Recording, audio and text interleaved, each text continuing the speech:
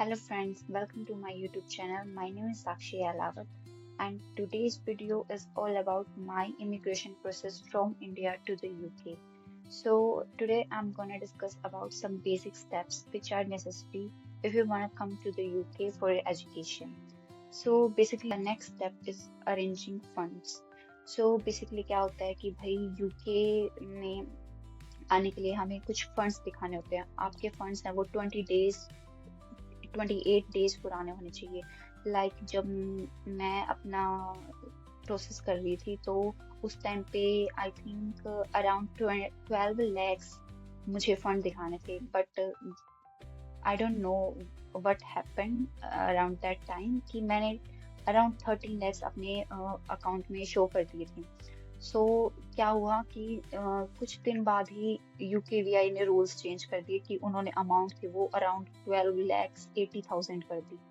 So like I was terrified कि भाई मुझे मेरे अकाउंट में तो इतने पैसे ही नहीं है। Then I checked and it was like God grace कि मैंने कुछ एक्स्ट्रा पैसे अपने सबमिट करवाए हुए थे। तो प्लीज आप सभी ये चीज ध्यान रखें कि यूकेवीआई में मतलब ये रूल्स काफी चेंज होते रहते हैं, तो आप जितना आपकी फंड अमाउंट है उससे एटलीस्ट 1 लाख तो ज्यादा ही सबमिट कराओ कि एट द एंड आपको कोई प्रॉब्लम फेस ना हो। देन आपको फंड्स दिखाने होते हैं 28 डेज पुराने। फिर आप नेक्स्ट स्टेप होता है कैश। कैश लेटर क्या होता है? ये आपका विदाउट कैश लेटर आप अप्लाई नहीं कर सकते आपके वीजा के लिए।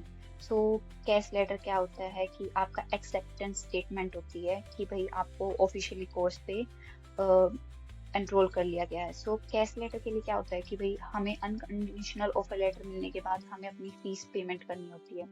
सो बेसिकली ये यूनिवर्सिटी टू यूनिवर्सिटी डिफर करता है कि भाई वो फीस पूरे साल की ले रहे हैं या फिर हाफ 50-50 करके ले रहे हैं। मेरी यूनिवर्सिटी के केस में क्या था कि हमें फीस पे करनी होती है, 4 टर्म्स होती हैं एक साल में।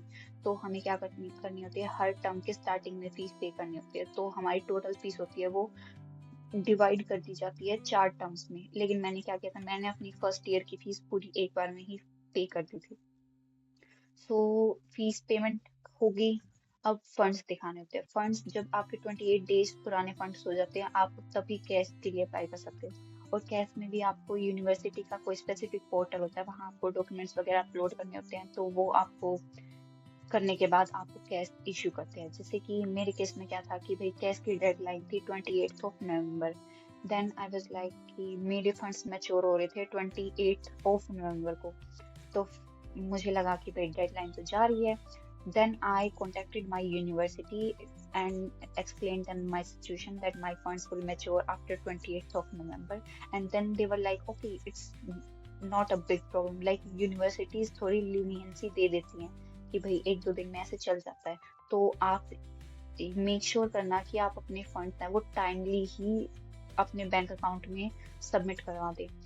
सो आपके फंड्स मैच्योर होने के बाद आपको वो कैश पोर्टल पे आपने जो भी डॉक्यूमेंट्स अपलोड किए हैं उन सबको वेरीफाई करने के बाद यूनिवर्सिटी आपको कैश इश्यू कर देती है। तो आपको अपना कैश इशू करने में यूनिवर्सिटी को थोड़ा बहुत टाइम लगता है। अगेन ये डिपेंड करता है यूनिवर्सिटी टू यूनिवर्सिटी।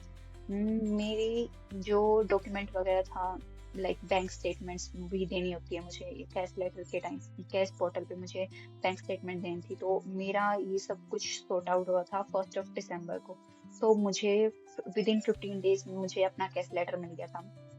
और मुझे कैश लेटर मिलते ही 16 दिसंबर को मैंने अपनी वीज़ा के लिए 17 दिसंबर को मैंने अप्लाई करवा लिया था अपने एजेंट से। सो वीज़ा एप्लीकेशन के लिए आपको क्या करवाना होता है कि भाई वीज़ा अप्लाई करने से पहले आपको अपना मेडिकल टेस्ट करवाना होता है, टीबी का।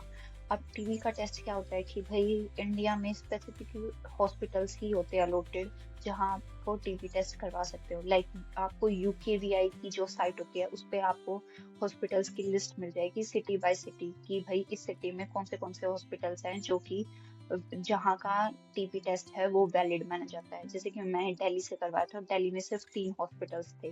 Then I choose one and got my appointment and then I was done with TB test. So मैंने टीबी टेस्ट अपना वीजा एप्लीकेशन करने से पहले ही करवा लिया था कि मैंने मतलब अपना कैश लेटर का वेट नहीं किया, मैंने अपना टीबी टेस्ट पहले ही करवा लिया कि इन केस कि कैश लेटर आते ही मैं अपना अप्लाई कर दूंगी, बिकॉज मेरे पास बिल्कुल टाइम नहीं था और मेरा जनवरी इनटेक था. So then I started my visa application. So visa application में आपको क्या होता है कि भाई आपको अपने डॉक्यूमेंट्स वगैरह जो भी होते हैं सब कुछ देने होते हैं. सो आपको वीज़ा एप्लीकेशन के टाइम पे दो फीस पे करनी होती है. एक होती है आपकी वीज़ा फीस. मेरे टाइम पे वीज़ा फीस थी, मैंने पे की थी 66,000. और आपको पे करना होता है IHS, इमिग्रेशन हेल्थ सरचार्ज. ये आपके कोर्स पर डिपेंड करता है. लाइक आपका कोर्स 1 ईयर का है, 2 ईयर का है, 3 ईयर का है. अगर आपका 1 ईयर का है तो आपको अराउंड 1 लाख समथिंग पे करने होते हैं. Then again it depends up to you on to your course. So मेरी PhD थी वो 3 साल की थी, तो मुझे 3 साल का IHS पे करना पड़ा था, जो कि था around 4 lakhs, like less than 4 lakhs but almost 4 lakhs. सो ये फीस पेमेंट करने के बाद आपकी एप्लीकेशन कंप्लीट होने के बाद आपको वीज़ा के आपको एक अपॉइंटमेंट लेनी होती है, जो कि आप जहाँ पे बायोमेट्रिक्स के लिए आपको एक अपॉइंटमेंट लेनी होती है, एक डेट मिलती है, टाइम मिलता है, जहाँ पे आपको अपने डॉक्यूमेंट्स सब कुछ स्कैन होता है और पासपोर्ट भी लेके जाना होता है.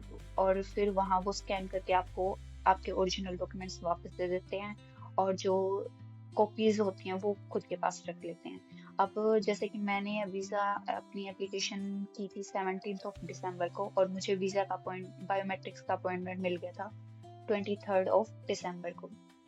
सो 23 दिसंबर को मैं गई अपने सारे डॉक्यूमेंट्स लेके. सो आपको क्या क्या डॉक्यूमेंट्स लेके जाने होते हैं बायोमेट्रिक्स के लिए? आपकी 10th की मार्कशीट, 12th की मार्कशीट, बैचलर्स, मास्टर्स, वो आप पे डिपेंड करता है कि आप कौन से कोर्स के लिए जा रहे हो. बर्थ सर्टिफिकेट, मैंने सुना था कि भाई बर्थ सर्टिफिकेट नेसेसरी होता था. सो और द थिंग इज दैट मेरे पास बर्थ सर्टिफिकेट नहीं था. So birth certificate is not compulsory, so you don't have to worry about birth certificate. Then you have to take your cash letter, visa application fees के proof कि आपने IHS पे किया है, आपने वीजा फीस पे की है, उनकी फोटोकॉपीज, और आपको पासपोर्ट लेके जाना होता है आपका.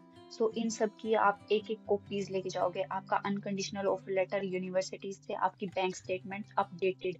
लाइक जैसे कि अगर आपका वीजा का बायोमेट्रिक्स का अपॉइंटमेंट कल है, तो आपको बैंक स्टेटमेंट आज निकलवानी होगी, जो आज की लेटेस्ट होगी, वो आप लेके जाओगे कल के लिए. सो ये सारे डॉक्यूमेंट्स होते हैं जो आपको बायोमेट्रिक्स के लिए चाहिए होते हैं. वो ओरिजिनल्स की को स्कैन कर लेंगे और उनकी कॉपीज रख लेंगे, और बाकी आपको वापस दे देंगे. पहले के टाइम पे क्या होता था कि भाई वो पासपोर्ट अपने पास रखते थे, क्योंकि पासपोर्ट पे ऐसे स्टिकर लग के आता था. लेकिन अब क्या होता है, अब हमें मिलता है ई वीजा.